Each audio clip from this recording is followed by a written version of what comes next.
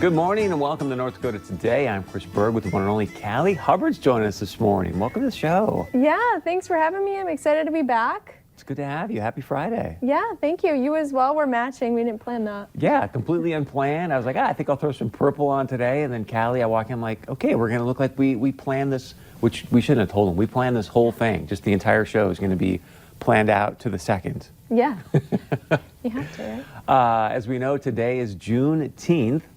So there's a big celebration happening in Fargo today. We're going to talk more about Callie and her growing up in Detroit and how welcome she feels now here in our community. But first, we want to go out to, I think it's Josh Pagero with us, guys. We want to go out to Josh. He's at the Island Park for the Juneteenth celebration that has taken place. It starts, I believe, maybe just a couple minutes ago or in a couple minutes. So, Josh, good morning. Happy Friday. And what's happening down at Island Park, my friend? Hello, good morning, Chris and Callie. There are people showing up to this Juneteenth march/rally. My photographer is panning out just to show you the crowd. It's a pretty good crowd size so far. There are people out here with signs.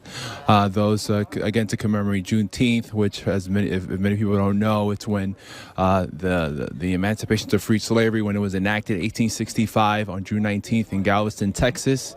And there are people here to honor that. Again, this has come with some back and forth between city officials and organizers. One, the mayor said they didn't get a permit or sign a liability insurance to have this event for One Fargo and Black Lives Matter. And also, Chris, I just got new numbers from the city that shows the May 30 event, right? That was like the march, the early peaceful march, and then the riot that happened after cost taxpayers $213,000. The June 5th One Fargo rally here at Island Park cost taxpayers $105,000. For this particular event here, it starts at 9 a.m. is when people are gathering, and the march begins at 10 to City Hall from Highland Park. The mayor has declared a state of emergency. He did tell us that he plans to hold some sort of event here. And again, as you can see, people just out here gathering, congregating. Many of them have signs that say Black Power. It's different of all ethnicities and races here. And again, Chris, the march is supposed to start at 10 in the morning. And so if anyone can make it, they're still here. It's a good crowd size. A few businesses have boarded up. One of the ones that we know is Bank of the West boarded up its main lobby. But that's all we know so far. There's also a stage that has been set up along 4th Street. We're not sure what's going to happen there. I did speak with the Black Lives Matter organizer that said they're expecting a good crowd size. Josh, you've done an incredible job covering this really from the beginning. So it starts at 10. Is there going to be some speakers at 10 o'clock and then they're going to march down to City Hall? Or what the game plan is this morning? I don't know the game plan. I don't think one has been put out yet. I know so far all we know when I spoke with Black Lives Matter is that there's a stage set up and they're supposed to, some sort of march will start at 10 in the morning. But as you can see, there are people here at the middle of Island Park with a gazebo set up, just talking to each other, holding up signs. And again, Chris, as you and I both know, this event has been without its controversy over permits and signing for liability insurance due to what happened on May 30th, where several businesses in downtown Fargo were unfortunately destroyed, which has led to more than a dozen people getting arrested. I think and the organizers are asking for everyone to be freed, which, I mean, it's up to the state's attorney, but it looks like many of them are going to be prosecuted for their crimes, and so.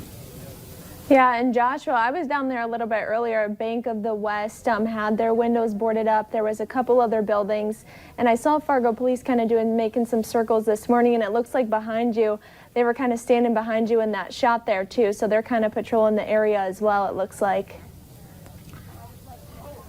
Yeah, they are. I mean, police are here doing their jobs. Here amongst the crowd and congregating with the crowd. I haven't seen any, on May 30th, there were people, acting hostile towards law enforcement. I have not seen that as of yet. But, you know, this, like the mayor and the police chief said, it's about building trust within the community after what happened with the former deputy chief who went undercover without permission and did resign. But like the mayor said, that was the closing of a chapter, having the report made public, showing that he acted alone and was a rogue sort of officer. And it wasn't some sort of like deep surveillance program as organizers had accused the police department of participating. All right. Well, thank you so much, Joshua. Josh, I got one more thing because I mean it feels pretty docile right now. I don't know Yeah. if you've been around talking to people or whatnot, but you know, when I went to the original one on the 30th Island Park was, you know, great speakers, pretty docile situation as well. I guess if you are talking to people, what are you hearing? Because I mean, it really should be a great celebration. We're celebrating freedom, right? Freedom from slavery in 1865. So what's kind of conversation you having with people? You know, look, I talked to a few, and right now, as you mentioned, it just seems to be a celebration and honoring the fact that on 1865, you know, the original sin that many people say America's original sin was slavery, you know, enslaving a group of people to their skin color. And there are a lot of signs showing that. And, you know, just saying Black Power. Again, it just seems like a very relaxed crowd. As my photographer is showing you a few of the signs, even though you do get, I mean, you know, it doesn't go without saying there are a few signs that say defund the police and things like that. Yeah, there are a bunch that say Juneteenth and free since 1865 and things of that nature. All right, Josh Bergero down at Island Park for the Juneteenth celebration. Thank you, sir. And if you have anything new, maybe we can jump back to you later in the show. In fact, we should just do this with you every day, Josh, okay? I agree. Okay, for sure. Yeah. He's like, okay. You can tell he's like, dude, I'm not getting up at 9 every day to do this. He seems pretty calm. I like his. He's great. Like he should have a radio show too with that like nice radio voice, right? You should. You should hear Joshua. The things that come out of his mouth. He's actually a pretty funny guy. He's super funny and he does great work, super bright. Like he just, I really, really like Josh. He's from, and what's great about Josh, so we're going to get into you, and here's a good leadway, is that, you know, Josh is from NYC. And so, have you ever been to New York City, like Manhattan? Yeah, I have once. And everyone was running in different directions. You have the tall buildings. Have you been there? Yeah, I mean, you fly into NYC, and the first time you do it, I mean, it's daunting. I mean, the skyline especially compared to Fargo, right, goes on and on and on and on. So I can't imagine like you're growing up in NYC. I think he grew up in Uptown on the west side, and then to come to Fargo, you know, he didn't come right from NYC to here, but it's got to be like, okay, this is different. And he just kind of puts his head down, goes to work, and does a great job. Yeah, he does awesome work. His whistleblowers. Yeah, all of his stories, really. So, Ben, if you don't mind, we're going to just take a couple more minutes because I want our audience to get a chance. You know, you've been reporting here, but sometimes with the things you do, people don't really get a chance to know who you are. So, talk about, you know, where you're from and what it's like, the transition coming to North Dakota.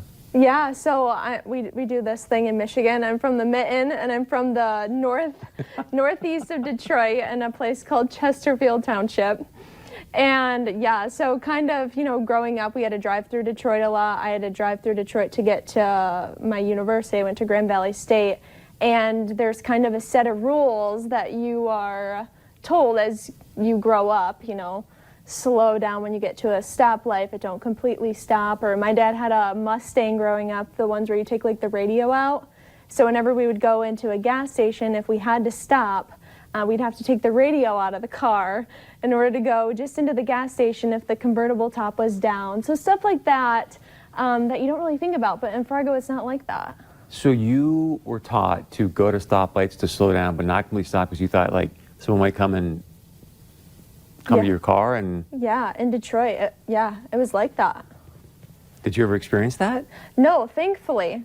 Thankfully I didn't. But you always had to like watch your back, you know, so coming here by myself, being a young girl, that's kind of the mindset I had. And then I kind of realized over time that, because I drive a convertible myself, and like I'm not taking the radio out of the car. And people are very friendly here. I'm like, wow, someone opened the door for me. Well, the only reason I laugh is like when you go to a big city, and I'm sure you had this experience, but like when you go to a big city and you just randomly talk to people, they'll look at you like, why are you talking to me, man? Like, I don't even know you, right? Yeah. And here everyone's talking to everybody. So I'm sure at first you were like, why are you saying hi to me? Like, why are you saying, right? Yeah, in my free time, like I'll drive through neighborhoods with like the windows down, the music on, and people will just wave to me, and like that's not a thing where I'm from.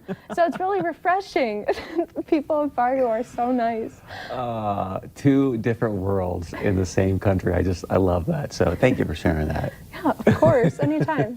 We got a great show in store for you, so stick around. We got much more coming up right after this.